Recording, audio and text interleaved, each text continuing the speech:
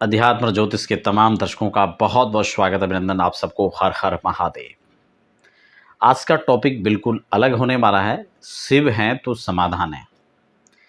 अब आप सोच रहे होंगे कि ये विषय आज मैं लेकर के क्यों आया हूँ। मैं प्रत्येक राशि के अनुसार आपके साथ आज चर्चा करूँगा, लेकिन आज के एपिसोड में मेष राशि वालों के लिए यह कार्यक्रम खास कर रहने वाला है।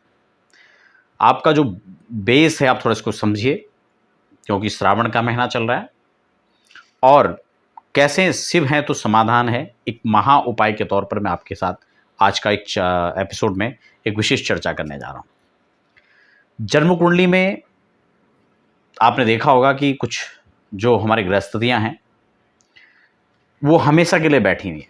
कुछ लोग इस बात से चिंतित हैं कि उनकी कुंडली में काल सर्प दोष है। कुछ लोग इसलिए प्रसन्न हैं कि उनकी कुंडली के अंदर एक विशेष महापुरुष राजयोग है। तो क्या उन सबका फल उनको सबको मिल पा रहा है? अगर नहीं मिल पा रहा है तो क्यों नहीं मिल पा रहा है? क्या अच्छे और बुरे परिणाम उनको यथावत उस योग के अनुसार मिल रहा है, या फिर विशेष एक प्रश्न तब भी उठ जाता है कि जब आप उस दोष की शांति कर लेते हैं तो क्या वो दोष खत्म हो जाता है? क्या वो कुंडली से हट जाता है? ये तमाम प्रश्न है और इसको लेकर हम लगातार चर्चा करेंगे। नए दर्शक हैं, पहली बार चैनल पर विजिट कर रहे हैं तो चैनल को सब्सक्राइब करने का भी एक अच्छा मुहूर्त है। आप बेल आइकन के साथ में आगे बढ़िए, बेल आइकन को दबा लीजिए ताकि आने वाली अपडेट्स भी आपको मिलती रहेंगी। हम अध्यात्म, ज्योतिष, वास्तु, रत्न, रुद्राक्ष और ये इंफॉर्मेटिव जो चर्चा होती है, कुछ खास आपके लिए जो यूजफुल वीडियो वो आपके लिए हम लेकर आते रहते हैं। देखिए, शिव है समाधान है। कैसे समाधान है? समस्या क्या है इसको थोड़ा समझ लेते हैं। जीवन में जो नहीं है उसको हम प्राप्त करना चाहते हैं, जो प्राप्त है उससे संतुष्ट नहीं है। एक बहुत अच्छी पंक्ति मुझे याद आ रहा है, मेहनत तो हम कर सकते हैं लेकिन रहमत की जो स्तुति है, जो कृपा है, वो प्रभु हाथ में है। इसलिए देवाधिदेव महादेव इन समस्याओं का समाधान है। जन्म कुंडली के अंदर बहुत सारे दुर्योग हैं, बहुत सारे अच्छे योग भी हैं।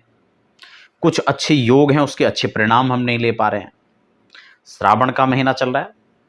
आप इन बातों को थोड़ा धैर्य से समझने का प्रयास करें और जीवन में अनेक जो व्याधियां हैं, जीवन की जो बहुत सारी ऐसी गुत्थियां हैं जो उलझी पड़ी हैं, उन सब से आप मुक्ति पा सकते हैं।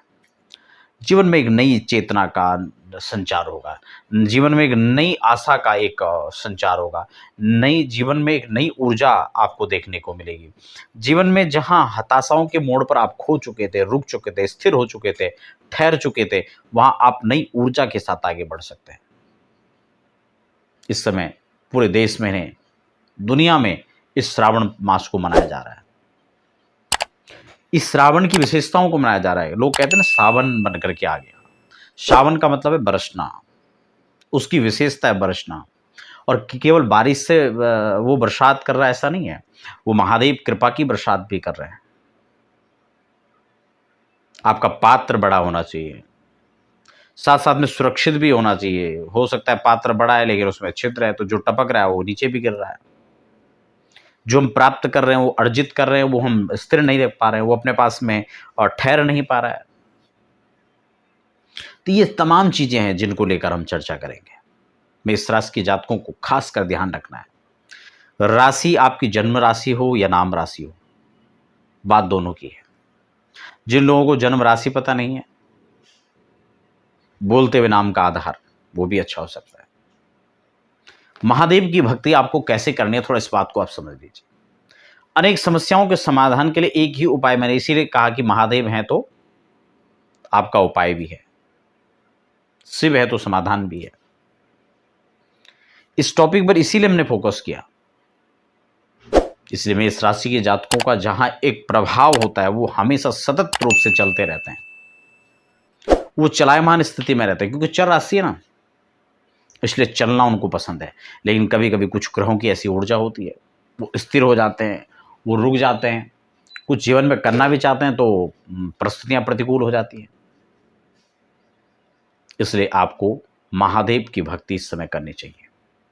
क्या करना चाहिए थोड़ा उसको भी समझ लें। संकल्प के लिए मैं वीडियो बना चुका हूँ। महादेव का पूजन का संकल्प कैसे लेना, आप उसको देखिए, क्योंकि संकल्प के ना अधूरा है। और प्रातःकालीन उठ करके आप अपनी जो भी दैनिक दिनचर्या है उसे निवृत्त होकर के पूरे दिन फलाहार या भूखा रहने की आवश्यकता नहीं है। आपका आहार सात्विक होना चाहिए, आपके विचार सात्विक होने चाहिए। न खा करके भी आप खाए भी लग रहे हैं तो क्या फायदा है। आपको आलस्य नहीं आना चाहिए, निर्माद प्रमाद की स्थिति नहीं होनी चाहिए। आपने कितना खा लिया ये मैटर नहीं करता है, आपने क्या खाया ये जरूर मैटर करता है, कैसे खाया है। तो इसलिए आप सात्विक आहार रखें और उसके बाद आप अपनी जो साधना है वो करने का एक अलग ही आनंद है। कुछ भी आप नहीं कर पा रहे तो कम से कम प्रातःकालीन एक जल का लोटा भगवान देवादिदेव महादेव को जरूर अर्पित करें। जल आप अर्पित करते तो तांबे के लोटे से करें। दूध अगर आप अर्पित करते हैं तो चांदी के पात्र से श्रेष्ठ माना जाता है, नहीं है तो स्टील से कर सकते हैं। तांबे से आपको दूध नहीं चढ़ाना है। पंचामृत का अभिषेक, पंचामृत से स्नान भगवान को कराना है, क्योंकि हम लोग जैसे साबुन शैम्पू इन सब चीज़ों का प्रयोग करते हैं नहाने में, ऐसे देवादिदेव महादेव को आप जब स्नान कराएंगे तो आप पंचामृत से कराएंगे। ये पंच अमृत हैं, दूध, दही, घी, शक्कर, शहद, इनसे कराइए स्नान। अलग अलग भी पृथक पृथक भी इनकी व्यवस्था है, तो आप अलग अलग छोटी छोटी कटोरियों में उनको लेकर रख सकते हैं। थोड़ा दूध, थोड़ा दही, थोड़ा घृत, इस तरह से थोड़ा शक्कर, है ना। फिर सबको थोड़ा थोड़ा डाल करके, सबसे पहले दूध डालेंगे, फिर रगड़ करके स्नान करा करके फिर आप थोड़ा जल डालें, फिर दही डालें, ठीक है, फिर जल से स्नान कराएं, फिर घी डालें, शहद डालें, शक्कर डालें और अंतिम पंचामृत से स्नान कराएं। महादेव के 108 नाम आप पढ़ सकते हैं तो उससे अभिषेक कर लीजिए, नहीं है तो ओम नमः शिवाय बोल करके अभिषेक कर लीजिए। कितने बार कहें, 108 बार कर सकते हैं, 1000 बार नाम ले सकते हैं। भगवान शिव के शास्त्र नामावली आप पढ़ सकते हैं, उससे अभिषेक कर सकते हैं। नहीं है तो महामंत्र ओम नमः शिवाय, ये तो है ही, त्र्यंबकम यजामहे सुगंधिम पुष्टिवर्धनम महामृत्युंजय से कर लीजिए। भगवान का अभिषेक करें।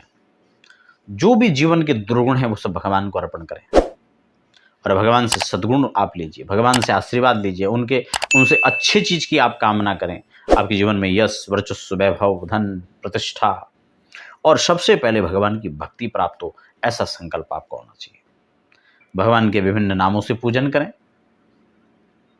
और उसके बाद आरती करके भगवान को पुष्पांजलि अर्पण करें और आधी प्रदक्षिणा भगवान की लगानी है, यानी घूम करके वहां तक पहुंचे जहां से जल निकलता है जलेहरी तक, फिर वहां से रिटर्न हो जाइए और उसके बाद भगवान को प्रणाम करें। जो भी स्तुति मंत्र आपको आते हैं, जो भी श्लोक आपको आते हैं भगवान शिव के, कुछ भी नहीं है तो कर्पूर गौरम करुणावतारम, ये तो हर व्यक्ति को याद है, इसी से आप प्रणाम कर लीजिए और फिर देखिए जीवन में कैसा चमत्कार होगा।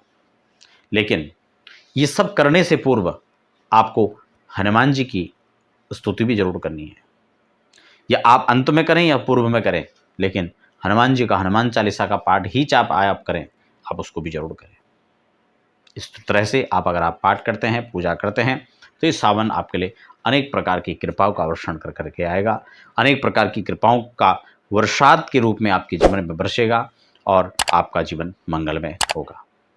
तो मिलते हैं, तब तक के लिए हमें दीजिए इजाजत। आप सबको बहुत बहुत मंगल कामनाएं, शुभकामनाएं। हर हर महादेव।